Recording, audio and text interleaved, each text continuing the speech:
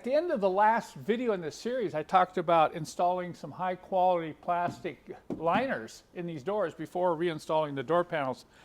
Take a look at this. You wouldn't even hardly know that there's a piece of plastic here. This is a very high quality, UV resistant, heavy plastic piece that I'm using here. Different from what was originally installed at the factory. And I know some of you are thinking, well, Kent, why is it so important that you put these in there? I see this all the time. I'll pull a door panel off and there's no plastic liner. Let me show you why this is really important. When I pull this right front door panel off old Spence here, this is what I saw right here. And there was no plastic liner in behind it. And if you leave the liners off, what happens, moisture gets in here and eventually will start attacking this fiberboard, which is the backing on the door panel itself. And if you allow this to continue, this will start to rot along the bottom and the clips will fall out. So you'll lose your fastening ability on the bottom of the door panel. The other thing is it starts to warp. This one had a panel, but it had a big hole in it. Look at the warp in that thing. And if you look at the back side, you can see the moisture has caused this to warp, even though the clips are still intact. So I feel it's important to install quality liners back on your door panels before reinstalling the door panel itself. This is the plastic that was used at the factory. It's fairly thin. It's probably a 2 mil. And, you know, it tears easily, very easily. This is the plastic that I include in my new kit for installing new liners behind your door panels. I did a bunch of research on different plastic, and one of the problems is the factory plastic is real thin and it tears easily. UV is a problem. I know it doesn't get UV light, but it just the age, the plastic will deteriorate. This is a very good heavy plastic. I'll show you why I chose it. A lot of plastic, you know, you can just take and tear it, but look at this. I can't even hardly tear this stuff, even if I spread it out. Look at the stretch in that. So this is an ideal plastic, but it's a little on the thick side. So it takes a little bit, a different procedure to install it properly. And in my kit, I have a full video instruction on how to use the proper adhesive tape to get this plastic to stick in place.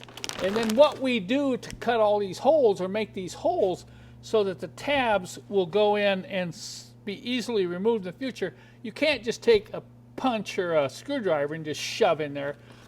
You get these 4 pieces, you can see they're very close to the right size. And I explain if you have an SEL, you're gonna have to be careful that you make one piece longer than the other one.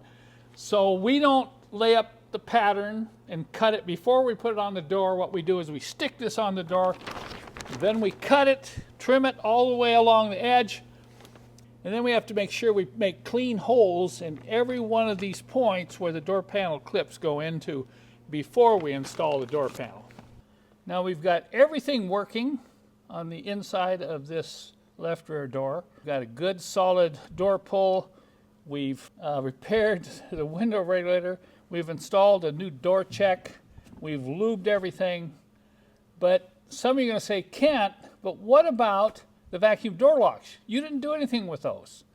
Well, believe it or not, on old Spence, the vacuum door locks work on all 4 doors. Unbelievable with everything else that's not working on this car. I don't have a problem with the vacuum door locks, but when you do have the door panels off and you have problems with the locks not working, you're going to have to deal with these actuators. Usually it's one or more actuator here that's failed, and there's a way to test them. Now, I've written a couple manuals. In fact, this manual here on diesel vacuum source troubleshooting is the very first manual I wrote 24 years ago.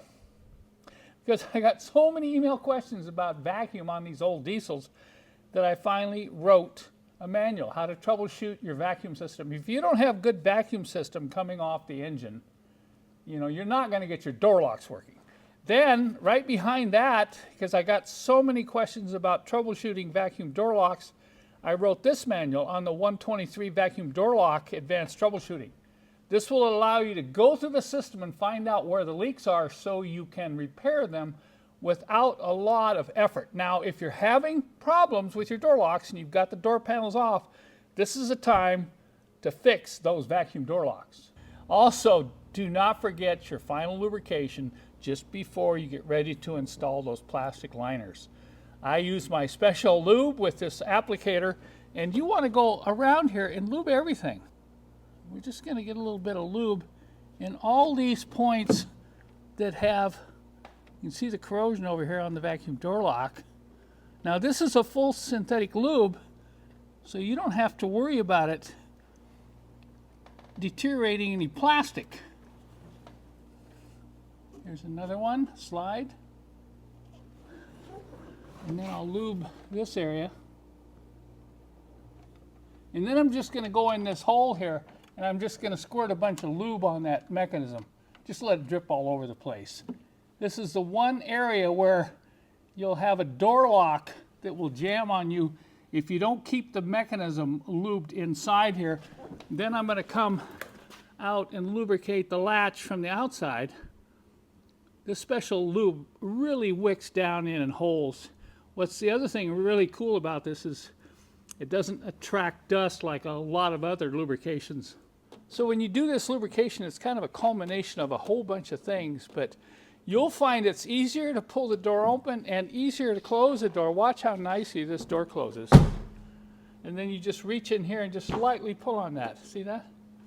You don't have to, just a light touch. Take a look.